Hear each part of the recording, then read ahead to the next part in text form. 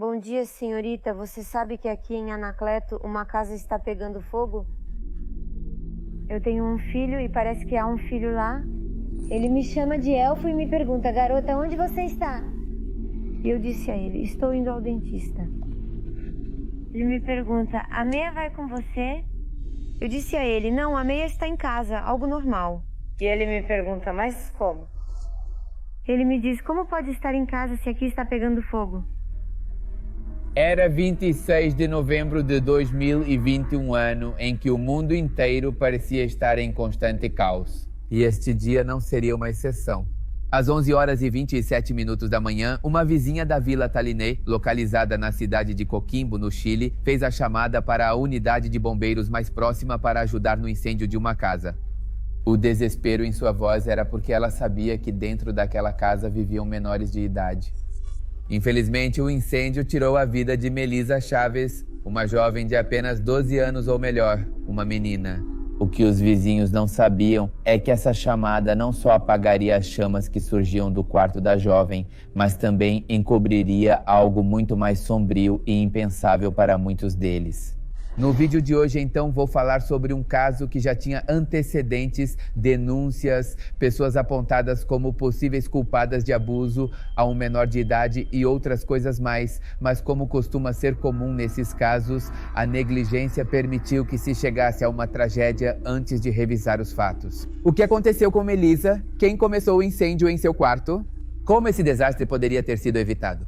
É o que vou te contar neste vídeo, então sente-se e relaxe bem, se puder, porque é um caso forte, mas aí vai.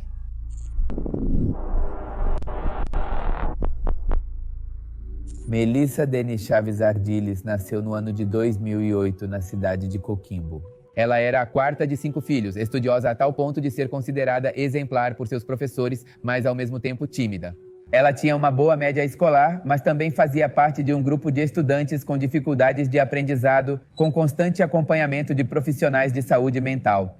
Desde pequena, ela demonstrou ser muito reservada e tinha dificuldades para fazer amigos e iniciar conversas com pessoas de sua idade. Por isso, o contato com uma psicopedagoga foi crucial para seus primeiros anos de aprendizado. Seus pais, Mirta e Denise, mantinham um casamento relativamente estável com 3 filhos antes de sua chegada, mas poucos meses após a chegada da menina, o casamento decidiu seguir caminhos separados. Tanto Denise quanto toda a sua família mantiveram contato com as crianças, mas isso não mudava o fato de que agora Mirta era uma mãe solteira com 4 bocas para alimentar. Assim, ela começou a trabalhar em diferentes funções em um bar perto de sua casa. Com o passar do tempo, ela conseguiu um segundo emprego em outro bar próximo, graças ao apoio de uma colega de trabalho que a ajudou a encontrar mais uma maneira de trazer dinheiro para casa. Em um de seus empregos, ela então começou uma certa amizade que mais tarde se transformaria em um romance com um homem que era um cliente frequente do bar. Seu nome era Luiz Santander Espinosa. Poucos dados são conhecidos sobre este homem. Por exemplo, ele era empregado de uma mina em Antofagasta e naquela época estava casado e vivia com sua parceira na cidade de La Serena. Eles tinham uma diferença de idade de 8 anos, sendo Mirta mais velha que Luiz. Mas nem isso, nem o relacionamento de Luiz foram impedimentos para que ambos começassem um relacionamento amoroso. De fato, poucos meses após o início deste romance, Luiz deixou sua esposa e rapidamente se mudou com Mirta. Nesse momento, haviam se passado 2 anos desde que os pais de Melissa se separaram. Então, Luiz se tornou uma espécie de padrasto para ela, que naquela época era a única dos 4 filhos de Mirta que vivia com eles. 2 anos depois, este casal se tornou pais de um menino, algo que fez Melissa começar a entender que seu padrasto seria uma pessoa constante em sua vida e, de certa forma, fez com que ela baixasse sua própria guarda, tornando a relação entre ambos um pouco mais fluida. Mas esse relacionamento tão próximo logo começaria a ser um problema para ambos, especialmente para a da infância de Melissa. Os primeiros sinais de alerta surgiram quando a pequena tinha apenas 6 anos em 2014. Até aquele momento a família tinha um relacionamento normal, mas de repente o comportamento de Luiz mudou completamente. O primeiro caso registrado ocorreu numa tarde em que o homem ficou encarregado de cuidar da pequena enquanto sua mãe estava trabalhando. O que começou como um tratamento carinhoso se transformou em um carinho inadequado que até mesmo a pequena soube reconhecer. O que a pequena conseguiu fazer então foi contar o que aconteceu à sua irmã mais velha, que a encorajou a contar à sua mãe. Naqueles dias, ela também tinha uma reunião marcada com a psicóloga da escola, para quem contou o que havia acontecido. Imediatamente alertaram Mirta sobre a gravidade do que aconteceu e se dirigiram às autoridades para iniciar a denúncia. Dessa forma, a promotoria abriu um caso e, juntamente com isso, a guarda da mãe foi retirada. O normal seria que a custódia temporária recaísse sobre o pai biológico da menina, mas neste momento a situação de Denise, tanto pessoal quanto econômica, não era indicada para assumir essa responsabilidade. Ele estava em uma profunda depressão e um alcoolismo que havia tomado completamente o controle de sua vida.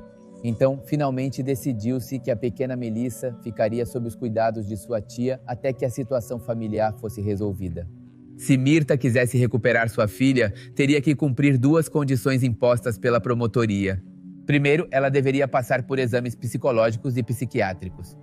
E depois, mas ainda mais importante, ela tinha que se separar de Luiz e afastá-lo completamente do ambiente familiar de sua filha.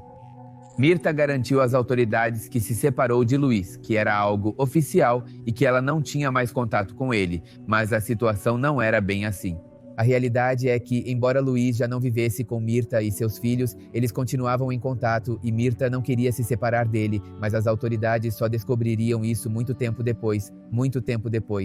No ano de 2016, tendo passado neste ponto já 17 meses, as perícias psicológicas garantiram que Mirta poderia voltar a ser a tutora legal e responsável por sua filha. Com essa aprovação, Melissa voltaria a morar com sua mãe, mas quando o fez, adivinhe Luiz, seu agressor, também o fez. E não satisfeito com essa situação, assim que ambas as pessoas voltaram a estar sob o mesmo teto, o que ela consideraria sua normalidade. Mirta voltou à promotoria para se retratar das denúncias apresentadas. Assim se passaram 4 anos sem ter uma atualização sobre o assunto. Não se sabe se nos anos seguintes houve algum tipo de contato inadequado ou se simplesmente não foram registrados que, digamos, eu vou pela segunda opção. Esse tipo de gente nunca muda. E de repente, chegamos então a setembro de 2020, quando o casal com seus 2 filhos decidiu se mudar para uma casa de 2 andares na área de Vila Talinai, em Coquimbo. O plano desta mudança era reconstruir a vida em um ambiente muito mais tranquilo, segundo eles, claro. O que parece à primeira vista é que eles queriam reconstruir suas vidas em um lugar onde os vizinhos ou as pessoas ao redor não os conhecessem. Assim, eles evitariam o que dirão. Mas em que lugar veriam com bons olhos que uma menina e seu abusador vivessem sob o mesmo teto? A pergunta de $1 milhão é o que você e eu fazemos como pessoas pensantes. Nesse momento, Melissa tinha 12 anos e estava começando o 7º ano, entrando assim nesta pré-adolescência em que se começa a sentir as mudanças hormonais e emocionais. Sua mãe notou que seu comportamento era diferente. Ela passava mais tempo no quarto ouvindo música ou dormia até tarde. Parecia que as discussões com sua mãe eram principalmente porque Mirta era dura e exigente com ela, mas em geral mantinham um bom relacionamento. Tudo parecia normal até que novamente, ou bem, isso é o que se sabe, Luiz retomou seu comportamento inadequado com sua enteada, que, como eu te disse anteriormente, provavelmente já fazia isso, mas não se sabia. Mirta parecia saber. Obviamente sabia, mas escolheu o caminho da ignorância. Ela também não fez denúncias. Pelo contrário, a preferência de Luiz por Melissa a enchia de frustração. Isso a levou a experimentar ciúmes que ela não conseguia controlar. Você já percebe que essa senhora não tinha a matéria pronta. Nas primeiras horas da manhã de 26 de novembro, toda a família estava se preparando para enfrentar um novo dia, mas Luiz tinha outros planos. Planos que envolviam fazer uma visita ao quarto de Melissa. Ao contrário de outras ocasiões, desta vez o homem não se contentou com o que costumava fazer, em vez disso, consumou o abuso por completo. Algum tempo depois, por volta das 10h30 da manhã, pode-se ver, graças às câmeras localizadas na rua próxima à residência, que Luiz sai de casa com seu filho menor e entram em um carro, supostamente solicitando um aplicativo. O destino era a escola do pequeno, onde estava ocorrendo uma campanha de vacinação. Dentro de casa, Melissa havia sido deixada deitada em sua cama, fraca e sem forças para se mover. É impossível, obviamente, neste ponto, não pensar que seu ânimo deve ter desaparecido completamente, dando lugar à humilhação e à vergonha. Além do adolescente, na residência estava Mirta, sua mãe. Podemos presumir que ela estava ciente do que aconteceu naquela casa, porque o ciúme acabou por consumi-la por dentro e levou-a à loucura extrema. Naquele mesmo dia, ele tinha uma consulta com o dentista, que havia marcado dias antes e que precisava comparecer antes do meio-dia, mas antes de sair de casa, decidiu passar pelo quarto da filha. Ele pegou uma arma branca na cozinha. Mirta, então, parada diante do corpo de sua filha, a agrediu com a arma, causando-lhe múltiplas lesões que a deixaram agonizante, pelo que saberíamos mais tarde, por quase 1 hora. Depois saiu do quarto para mandar mensagens ao dentista. De acordo com as imagens fornecidas pela Justiça, por volta das 10 horas e 43 minutos da manhã, e depois voltou. Desta vez para atear fogo na parte inferior da cama onde o adolescente jaz. Aproximadamente meia hora depois disso, às 11h13, as mesmas câmeras que registraram a saída de Luiz com seu filho, registraram a saída de Mirta, indo a um local para retirar dinheiro em espécie e depois o momento em que ela entra em um carro solicitado por um aplicativo a caminho do dentista.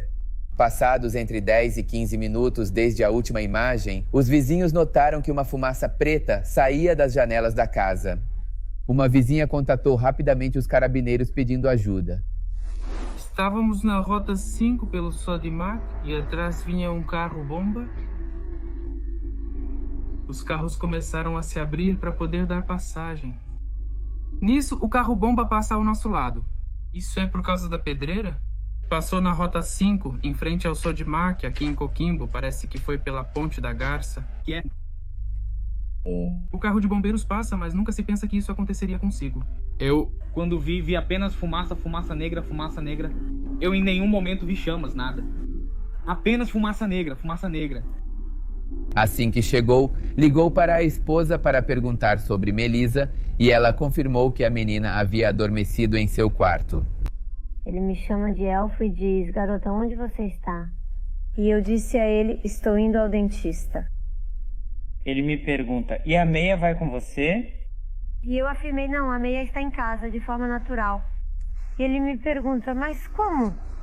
Ele me diz: como pode estar em casa se aqui está pegando fogo? O pânico se instalou dentro dele e, desesperado, tentou entrar na casa, mas os bombeiros e as autoridades proibiram sua passagem. No meio de um ataque de nervos, os vizinhos o acompanharam e tentaram acalmá-lo. Ninguém poderia ter a menor ideia do que se escondia por trás desse pai desesperado. Depois de longos minutos de agonia esperando, os bombeiros conseguiram controlar grande parte do fogo. Os investigadores puderam reconhecer que a origem do fogo ocorreu no quarto de Melissa, onde entraram e encontraram seu corpo sem vida. O mesmo não havia sido completamente consumido pelo fogo, por isso foi retirado para fazer as perícias. As primeiras teorias dos socorristas diziam que a jovem poderia ter perdido a vida por inalação de fumaça. Enquanto isso, Mirta chegava ao local com sua melhor cara de surpresa, pronta para fingir que não sabia o que havia acontecido. Quando a fumaça se dissipou, foi quando os investigadores começaram as pesquisas na cena do crime. Levaram alguns utensílios de cozinha e elementos do resto da casa para poder analisar. Dessa maneira, passaram alguns dias em meio à comoção de todo o bairro pelo que havia acontecido, quando chegaram os resultados dos primeiros. Estes foram determinantes para descartar a teoria de que Melissa havia perdido a vida por inalação de fumaça, em particular quando notaram que o corpo da jovem apresentava golpes e feridas perfurantes tanto na cabeça quanto no peito e no abdômen. Os resultados, de alguma maneira, vazaram para o público antes de ter uma confirmação oficial. Então, os vizinhos, ao descobrir, saíram às ruas para pedir justiça diante da possibilidade de haver um criminoso ameaçando a tranquilidade do bairro. Mirta, enquanto isso, continuava pedindo por todos os meios possíveis que aquelas pessoas que tivessem informações relacionadas à tragédia colaborassem com a busca do culpado para que sua filha pudesse descansar em paz. Então, mas eu não imaginava naquele momento isso que a mataram. Pra mim isso é atroz, é algo terrível, terrível. Como? Quem foi capaz de fazer tanto mal a ela? Ela que era uma menina de amor, puro amor. Minha filha era uma menina pura, não era uma menina de rua, era uma menina de casa, muito preocupada comigo, muito. Havia várias pistas em investigação em relação ao sinistro que ocorreu naquele dia de setembro, cada uma com um suspeito respectivo. Mas a que mais chamava a atenção era a da mãe da menina Mirta, já que ela havia sido a última pessoa a sair de casa naquela manhã. De acordo com o relato de Mirta, antes de sair de casa, ela pediu à filha que a acompanhasse para fazer alguns trâmites. Ela disse assim, eu antes de sair já passava das 11, que foi por volta das 11h14, antes das 15 eu gritei para a minha gordinha lá em cima e disse, já vou, Meli, falei alto, filha, estou indo. E a Meli, já mamãe, ela me disse, e ela gritou comigo, falou comigo, já mamãe. E eu saio de casa. E ao sair, a porta da rua meio que se abriu um pouco. Eu empurrei a porta ao sair. Claro, os fatos, conforme mencionados pela mãe da menina, foram negados pela investigação do Ministério Público, que confirmou que a situação foi completamente diferente da sua narrativa. Mas não nos antecipemos. Alguns vizinhos afirmaram ver que, segundos antes do incêndio, um homem saiu daquela casa, algo que não aparece nas imagens da câmera, mas, no entanto, foi o álibi perfeito para Mirta. Ela se agarrou a essa história para ficar em segundo plano das suspeitas, felizmente de pé na justiça. A teoria desmoronou completamente e rapidamente, embora, claro, não tenha sido descartada. Até este momento, os principais suspeitos na lista passaram a ser Mirta e Luiz, que foram convocados pela promotoria na qualidade de acusados. Lá, eles tiveram que recontar suas respectivas histórias e deixar seus telefones celulares para serem analisados. E como se fosse destino, os resultados da autópsia saíram quase ao mesmo tempo. Isso confirma que o ataque que Melissa sofreu não teria sido fatal se ela tivesse recebido ajuda imediata.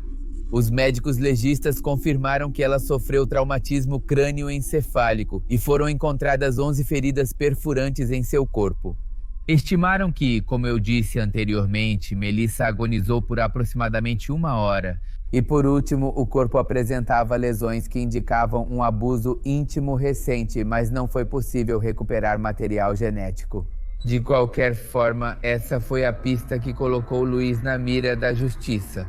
O promotor do caso tinha os antecedentes da família, então não era difícil deduzir que o principal suspeito seria ele. No entanto, ele não tentou lavá-lo para eliminar qualquer vestígio do incidente. Também foi comprovado que, após usar esta arma, Mirta conseguiu encontrar ácido desoxirribonucleico tanto de Melissa quanto de sua mãe, em particular na faca que foi utilizada. O ácido desoxirribonucleico da jovem no lado da lâmina e o da mãe no cabo.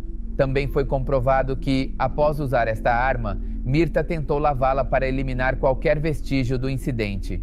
Não eram necessários mais detalhes e, em 2 de fevereiro do ano seguinte, Mirta foi presa como principal suspeita de ter tirado a vida de Melissa Chaves, seu próprio sangue, sua própria filha. Na primeira audiência que ocorreu sobre o caso, o Ministério Público acusou Mirta de homicídio e incêndio em local habitado, após ter assistido ao vídeo que evidenciava a cronologia dos fatos. Também foi mencionada a ausência de testemunhas no local do crime e o fato de que Mirta se apegou a isso para provar sua inocência. Além disso, levando em conta que a mulher tentou apagar todas as evidências e também corroborando o curto espaço de tempo entre sua saída e o avistamento da fumaça. Por sua vez, para o Ministério, foi um crime passional e feroz terrível. A defesa, por sua vez, insistiu que Mirta é inocente, mas não foi suficiente. Teve prisão preventiva decretada por 180 dias e foi enviada à penitenciária. No meio da investigação e da comoção, a casa de Melissa se transformou em um espaço de comemoração e protesto, onde os vizinhos se reuniam para honrar a memória da menina e exigir justiça e segurança para os vizinhos. Dina, por sua vez, tia de Melissa, não se privou de criticar a justiça com base em tudo o que haviam vivido nos últimos anos. A promotoria não fez o acompanhamento correspondente nem verificou se Mirta estava qualificada para recuperar a custódia da menor. Mas ainda havia uma ponta solta. Você sabe a quem me refiro, a Luiz. Qual era o vínculo entre ele e a menor? E mais importante, onde estava esse sujeito? Se ele era inocente, como ele mesmo havia dito, deveria ter se apresentado voluntariamente para a investigação. Mas na realidade já sabemos que era outra bem diferente. Luiz Santander cedeu à fuga e, apesar dos esforços das autoridades para localizá-lo, ninguém sabia onde ele poderia estar. Levou quase um ano desde a data do crime para encontrar seu paradeiro. E no dia 7 de novembro de 2021, ele foi encontrado no setor de Pedra Azul, em Coquimbo, e entregue à justiça para enfrentar sua acusação de abuso repetido a uma menor de idade. Uma vez acusado, então ficou à disposição da justiça. Durante sua respectiva audiência, foram apresentadas as provas e detalhes dos crimes cometidos pelo padrasto da vítima ao longo dos anos. E, finalmente, o Ministério Público decretou prisão preventiva para o acusado. Ele foi levado para o complexo penitenciário de La Serena à espera de seu julgamento e condenação. Consideraram que deixá-lo em liberdade representava um perigo para a sociedade, evidentemente. E assim, no dia 29 de novembro, as acusações contra Mirta foram formalizadas, falando do outro criminoso, acrescentando a acusação de ser cúmplice dos crimes íntimos cometidos por esse sujeito contra sua filha. Depois, apenas um ano depois, em 22 de setembro, foi realizada a audiência de encerramento da investigação.